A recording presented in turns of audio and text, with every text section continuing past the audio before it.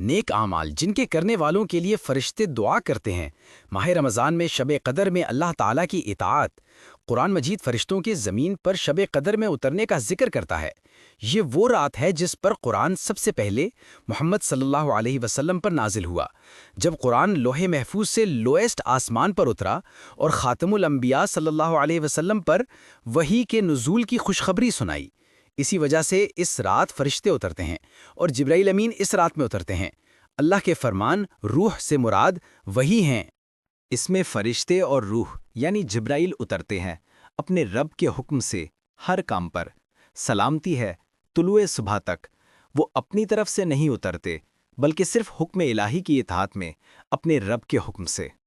سورہ قدر آیت نمبر 4 سے 5۔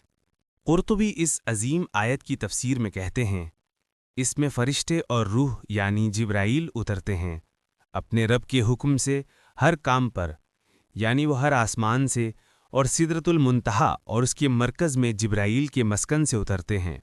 وہ زمین پر اترتے ہیں اور وہاں دعا کرنے والوں کو امن دیتے ہیں یہاں تک کہ طلوع فجر کا وقت ہو جاتا ہے۔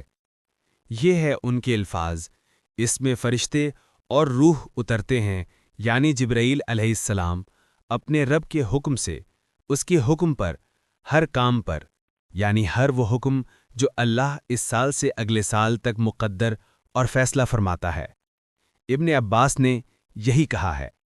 انس رضی اللہ عنہ نے کہا، شب قدر میں جبرائیل فرشتوں کی ایک گروہ کے ساتھ اترتے ہیں، ہر اس بندے کے لیے دعا اور سلام کرنے جو کھڑا یا بیٹھا اللہ تعالیٰ کا ذکر کر رہا ہو۔ ان کے الفاظ سلامتی ہے طلوع صبح تک کا مطلب ہے کہ شب قدر سلامتی اور تمام بھلائی ہے جس میں کوئی برائی نہیں۔ طلوع صبح تک کا مطلب ہے یہاں تک کہ صبح طلوع ہو جائے۔ الشعبی نے کہا، یہ فرشتوں کی طرف سے سورج غائب ہونے سے لے کر صبح طلوع ہونے تک مسجد کے لوگوں کو سلام ہے۔ وہ ہر مومن کے پاس سے گزرتے ہیں اور کہتے ہیں، اے مومن تم پر سلامتی ہو۔ اللہ تعالیٰ کی قرآن کی تلاوت اور ذکر۔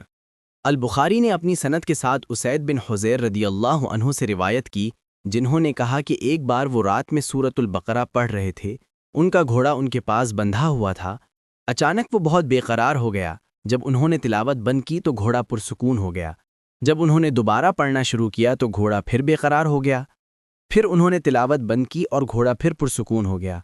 پھر انہوں نے پڑھا اور گھوڑا بے قرار ہو گیا تو انہوں نے پڑھنا بند کر دیا۔ ان کا بیٹا یحییٰ گھوڑے کے قریب تھا اور انہیں خوف ہوا کہ کہیں وہ اسے رون نہ دے۔ جب انہوں نے لڑکے کو کھینچا اور آسمان کی طرف دیکھا تو وہ اسے نہ دیکھ سکے۔ صبح انہوں نے نبی صلی اللہ علیہ وسلم کو بتایا تو آپ صلی اللہ علیہ وسلم نے فرمایا، پڑھتے رہو ابن حذیر، پڑھتے رہو ابن حذیر۔ انہوں نے کہا، یا رسول اللہ، مجھے ڈر تھا کہ کہیں گھوڑا یحییٰ کو نہ رون ڈالے کیونکہ وہ اس کے قریب تھا۔ میں نے لڑکے کو بچانے کے بعد نظر اٹھا کر آسمان کی طرف دیکھا تو اس میں بادل جیسی ایک چیز تھی جس میں چراغوں جیسی چیزیں تھیں، بس میں تلاوت چھوڑ کر چلا آیا تاکہ اسے نہ دیکھوں۔ آپ صلی اللہ علیہ وسلم نے فرمایا، تم جانتے ہو وہ کیا تھی؟ انہوں نے کہا، نہیں۔ آپ صلی اللہ علیہ وسلم نے فرمایا، وہ فرشتے تھے جو تمہاری آواز تلاوت کی وجہ سے قریب آ گئے تھے۔ اگر تم پڑھتے رہتے تو صبح کو لوگ اسے دیکھ سکتے تھے اور وہ ان سے غائب نہ ہوتی۔ گھوڑا بے قرار ہو گیا کا مطلب ہے وہ ادھر ادھر کودنے لگا۔ الفاظ انہوں نے لڑکے کو کھینچا کا مطلب ہے کہ انہوں نے اسے اس جگہ سے گھسیٹ کر ہٹایا جہاں انہیں خوف تھا کہ گھوڑا اسے روند ڈالے گا۔ الفاظ انہوں نے آسمان کی طرف دیکھا اور وہ اسے نہ دیکھ سکے کے بارے میں ابن حجر کہتے ہیں کہ یہ روایت مختصر ہے۔ ابو عبید نے اسے مکمل بیان کیا، کہا انہوں نے آسمان کی طرف دیکھا تو اس میں بادل جیسی ایک چیز تھی جس میں چراغوں جیسی چیزیں تھیں، وہ آسمان میں بلند ہو گئی یہاں تک کہ وہ اسے نہ دیکھ سکے۔ نبی صلی اللہ علیہ وسلم کے الفاظ پڑھتے رہو ابن حذیر کا مطلب ہے کہ انہیں تلاوت جاری رکھنی چاہیے تھی۔ یہ بات چیت کے وقت پڑھنے کا حکم نہیں تھا۔ گویا نبی صلی اللہ علیہ وسلم اس موقع کو دیکھ رہے تھے اور ان کے ساتھ موجود تھے جب انہوں نے وہ کچھ دیکھا۔ گویا آپ فرما رہے تھے، اپنی تلاوت جاری رکھو تاکہ فرشتوں کے نزول اور تمہاری تلاوت سننے سے برکت جاری رہے۔ پھر اسید رضی اللہ عنہ نے یہ بات سمجھ لی اور انہوں نے اپنی تلاوت مختصر کرنے کا عذر پیش کرتے ہوئے جواب دیا، جس میں ان کے الفاظ تھے، مجھے ڈر تھا کہ وہ یحییٰ کو روند ڈالے گا، یعنی مجھے ڈر تھا کہ اگر میں تلاوت جاری رکھتا تو گھوڑا میرے بیٹے کو روند ڈالتا۔ ان کے الفاظ جو قریب آ گئے کے سلسلے میں ابراہیم بن سعد کی روایت میں اضافی فقرہ تمہیں سننے کے لیے ہے، اور ابن قاب کی روایت میں ہے اسید کی آواز اچھی تھی۔ یہ اضافہ اس بات کی وجہ بتاتا ہے کہ فرشتے ان کی تلاوت کیوں سن رہے تھے۔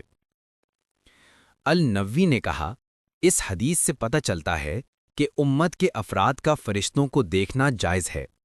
ابن حجر نے کہا، یہ تفسیر درست ہے، لیکن یہ محدود ہے، مثلاً صالحین اور اچھی آواز والے لوگوں کے لیے۔ انہوں نے کہا کہ حدیث تلاوت کی فضیلت اور اس حقیقت کو ظاہر کرتی ہے کہ یہ رحمت کے نزول اور فرشتوں کی موجودگی کا سبب ہے۔ مسلم نے اپنی صحیح میں ابو ہریرہ رضی اللہ عنہ سے روایت کی کہ رسول اللہ صلی اللہ علیہ وسلم نے فرمایا، کوئی ایسا گروہ نہیں جو اللہ کے گھروں میں سے کسی گھر میں جمع ہو اور ان کے درمیان اللہ کی کتاب کی تلاوت اور اس کا مطالعہ ہو، مگر یہ کہ ان پر سکینہ نازل ہوتا ہے اور رحمت انہیں ڈھانپ لیتی ہے اور فرشتے انہیں گھیر لیتے ہیں، اور اللہ تعالیٰ اپنے ہاں فرشتوں میں ان کا ذکر کرتا ہے۔ صحیح بخاری اور مسلم دونوں میں ابو ہریرہ رضی اللہ عنہ سے مروی ہے کہ نبی صلی اللہ علیہ وسلم نے فرمایا، اللہ تبارک و تعالیٰ کے فرشتے ہیں جو سڑکوں پر چکر لگاتے ہیں اور اہل ذکر کو تلاش کرتے ہیں۔ جب وہ اللہ عز و جل کا ذکر کرنے والے لوگوں کو پاتے ہیں تو وہ ایک دوسرے کو پکارتے ہیں، آؤ اس چیز کی طرف جس کی تمہیں طلب ہے، اور وہ انہیں اپنے پروں سے گھیر لیتے ہیں جو لوئسٹ آسمان تک پھیلے ہوتے ہیں۔ احمد نے اپنی مسند میں اور ابو یعلا موصلی اور طبرانی نے الاوسط میں انس رضی اللہ عنہ سے روایت کی کہ رسول اللہ صلی اللہ علیہ وسلم نے فرمایا، کوئی ایسا گروہ نہیں بیٹھتا جو اللہ کا ذکر کرتا ہو، مگر یہ کہ آسمان کی طرف سے ایک پکارنے والا انہیں پکارتا ہے کہ اٹھو تمہاری مغفرت ہو گئی۔ مسلم، ترمذی اور نسائی نے معاویہ رضی اللہ تعالیٰ عنہ کی حدیث سے روایت کی، رسول اللہ صلی اللہ علیہ وسلم اپنے اصحاب کی ایک مجلس میں نکلے اور فرمایا، تمہیں اکٹھے بٹھانے کی کیا وجہ ہے؟ انہوں نے کہا، ہم اللہ کے ذکر اور اس کی حمد کے لیے بیٹھے ہیں، اس لیے کہ اس نے ہمیں اسلام کی طرف ہدایت دی اور ہم پر احسان کیا۔ آپ صلی اللہ علیہ وسلم نے فرمایا، اللہ کی قسم، کیا یہی وجہ ہے جس نے تمہیں اکٹھا بٹھایا؟ انہوں نے کہا، اللہ کی قسم، ہم صرف اسی وجہ سے بیٹھے ہیں۔ آپ صلی اللہ علیہ وسلم نے فرمایا، میں نے تمہیں قسم اس شک کی وجہ سے نہیں دلائی، بلکہ جبرائیل میرے پاس آئے اور انہوں نے مجھے بتایا کہ اللہ تعالیٰ تم پر فرشتوں کے سامنے فخر کر رہا ہے۔